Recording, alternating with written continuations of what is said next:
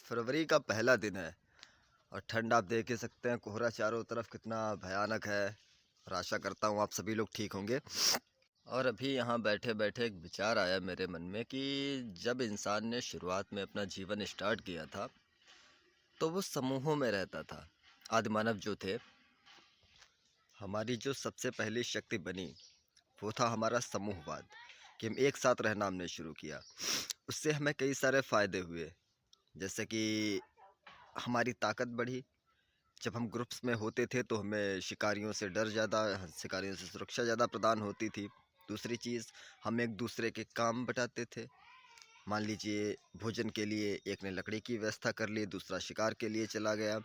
और अब ज़्यादा एक्सप्लेन क्या करूँ, आप समझ सकते हैं इस चीज़ को कि समूह में रहने से हमें कितने सारे फ़ायदे थे।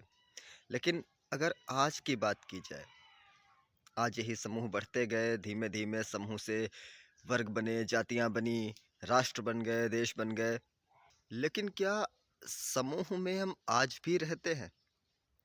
अगर मैं अपना विचार आपके पास रखूं, सॉरी, यदि मैं अपना विचार आपसे रखूं, हम अपना पुराना इतिहास पढ़ते हैं, यहाँ तक कि इतिहास पढ़ते हैं, उसमें आदि पुरुष तक को तो पढ़ते हैं, लेकिन आदि मानव पे हम क्या फोकस कर पा रहे हैं? सबसे पहली चीज़, समूह में रहना हमें वहीं से सिखाया गया। लेकिन आज हमारा समूह सिमट कर कितना बचा हुआ है? सिर्फ हस्बैंड, वाइफ, बच्चे, बस। इसके अलावा हमें किसी से मतलब नहीं। आसपास क्या हो रहा है किसी बात से मतलब नहीं। दुष्यंत कुमार जी का एक बहुत अच्छा शेर मुझे याद आता है। शेर ये है कि इस शहर में हो कोई बारात या हो वारदात, अब किसी भी बात पर खुलती नहीं है खिड़कियाँ। और सही बात है भाई, मोहल्ले में झगड़ा हो रहा है, ठीक है ना, तो हम सिर्फ इसलिए खड़े होते हैं कि इंटरेस्ट लेने के लिए, मज़ा लेने के लिए। किसी को एक दूसरे के ना सुख से मतलब है ना दुख से मतलब है। पहले शादियां होती थी, दो दो तीन तीन दिन होती थी शादियां।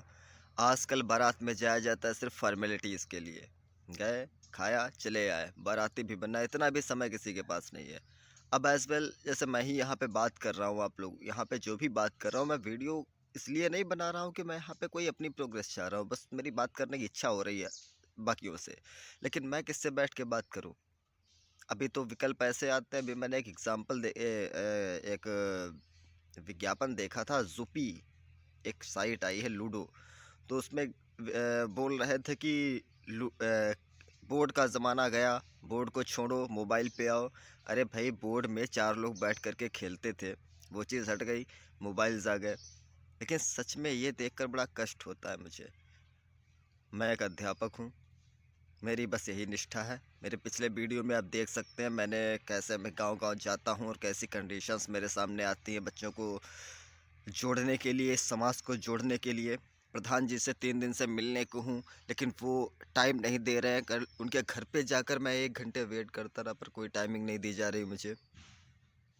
बड़ी अजीब कंडीशंस है। समाज को जोड़ने की कोशिश कर रहे हैं ना, लेकिन उसमें हमें लगता है सिर्फ, पता नहीं मुझे क्या लगता है। बात बस इतनी सी है कि आज हर व्यक्ति बहुत ज़्यादा अकेला हो चुका है।